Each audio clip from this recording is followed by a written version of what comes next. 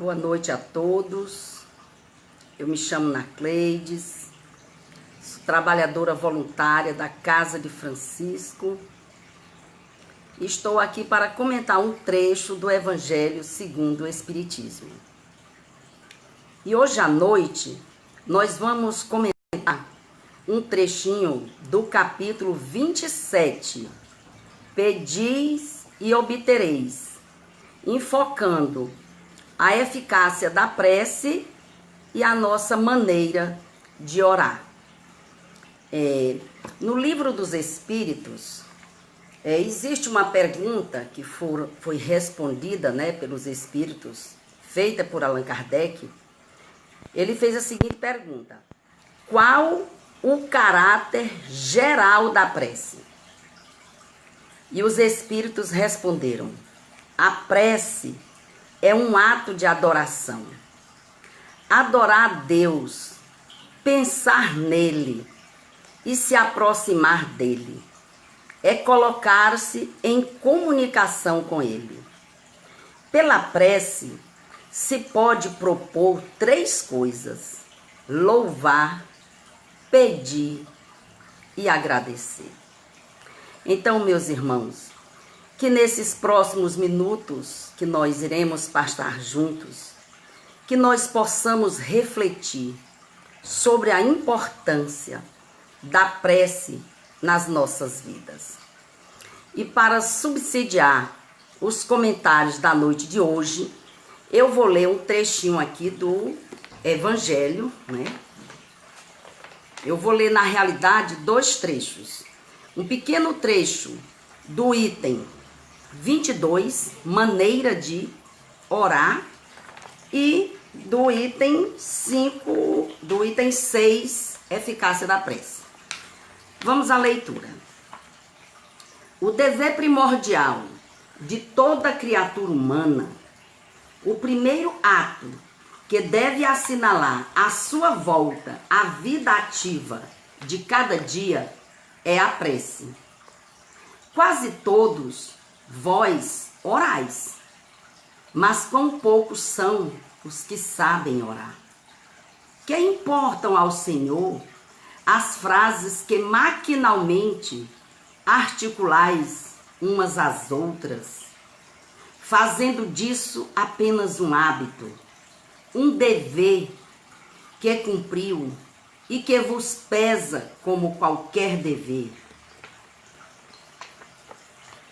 Há quem conteste a eficácia da prece, com fundamento no princípio de que, conhecendo Deus as nossas necessidades, inútil se torna expor-las. E acrescentam os que assim pensam que, achando-se tudo no universo encadeado por leis eternas, não podem as nossas súplicas mudar os decretos de Deus. Vou parar por aqui porque é suficiente. Mas em casa, recomendo a leitura do item integral. É o capítulo 27, aliás, do capítulo 27.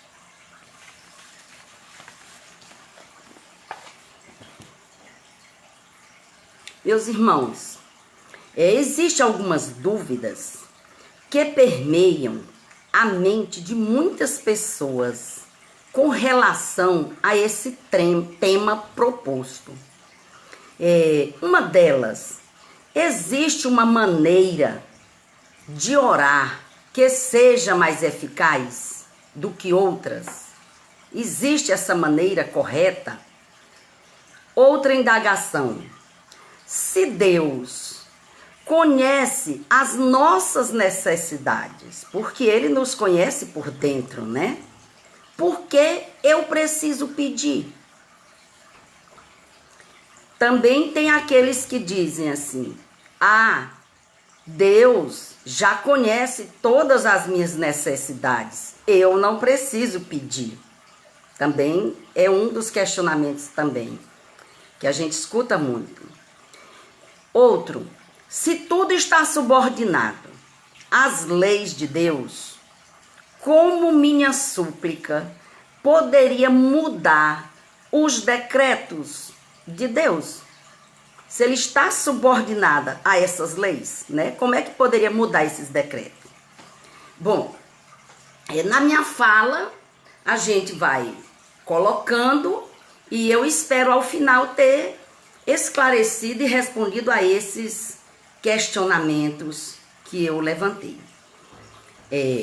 Jesus, quando aqui esteve, né, na carne, nos trouxe ensinamentos valiosíssimos em todos os aspectos da nossa vida, enquanto espírito imortal. E em relação ao tema em pauta, nos orientou o seguinte: quando orardes, não vos ponhais em evidência, orai em secreto, não afeteis orar muito, porque não é pela multiplicidade das palavras que sereis escutados, mas pela sinceridade delas.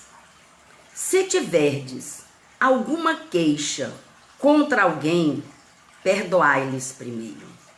Então aí já está a primeira dica, meus irmãos.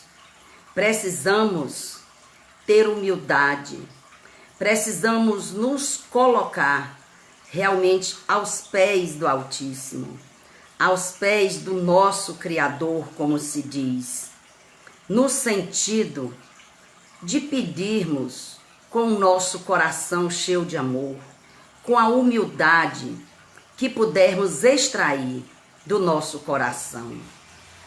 E ainda tem mais: se tivermos naquele momento com queixa, com mágoa de alguém, se não pudermos ir até essa pessoa, não tem problema. Abra o seu coração em pensamento, porque o pensamento, ele anda, ele chega, ele é um veículo. Então faça primeiro a sua prece, o seu pedido pelo seu desafeto, e então depois faça a sua prece por você mesma. Deus conhece nossas necessidades, isso é inquestionável, mas nos dotou de inteligência e razão, para que não sejamos instrumentos passivos, sem iniciativa, certo? Por isso que nós estamos a todo momento, através do nosso livre-arbítrio, Deus nos permite fazer escolhas. Então, nossas escolhas, elas geram consequência, porque todo ato nosso vai gerar uma consequência, seja positivo ou negativa, que se converterão em aprendizados. E existem situações, logicamente, que vão estar obedecendo a um determinismo, que já são colheitas, que já são o fruto das nossas escolhas equivocadas, que se manifestam através dos resgates, das expiações, ou seja, das dores que nós passamos. Mas isso não abrange, por exemplo, todos os aspectos da nossa vida. O determinismo, ele vai abranger aquele aspecto onde eu constituí débito naquela área.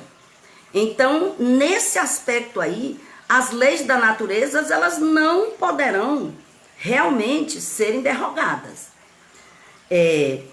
Mas é muito importante nós fazermos, independente de qualquer coisa, independente das situações que estejamos vivendo, seja uma situação de expiação, seja uma situação de prova, seja uma situação de alegria, seja uma situação onde você se sente bastante agradecido, ou seja, qualquer situação, as nossas preces e os nossos pedidos devem ser levados até Deus. Nós devemos expressar isso a Deus. E as nossas preces devem ser dirigidas a Deus. Quando nós oramos, por exemplo, aos nossos benfeitores, como, por exemplo, um grande obreiro para quem eu dirijo muitas minhas preces é Dr. Bezerra de Menezes.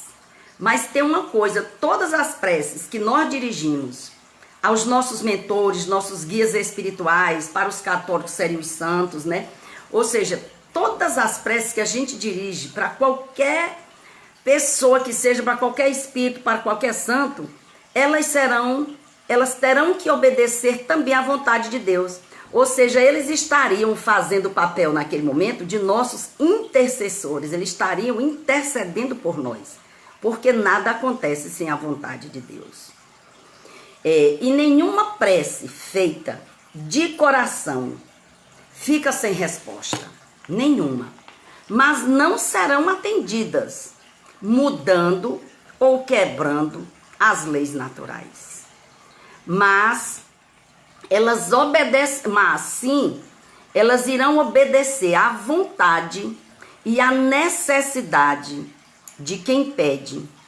E precisamos também, meus irmãos, fazer a leitura das respostas atentamente, para nós não cairmos no erro de achar que nossa prece não foi escutada. Ela pode não ser atendida do jeito que você gostaria, porque aí vai ter muitas coisas envolvidas. E às vezes, apenas o que você está recebendo é uma pequena parte, porque há também que se considerar o tempo, porque nem todas as coisas serão no nosso tempo, porque o tempo é de Deus, né?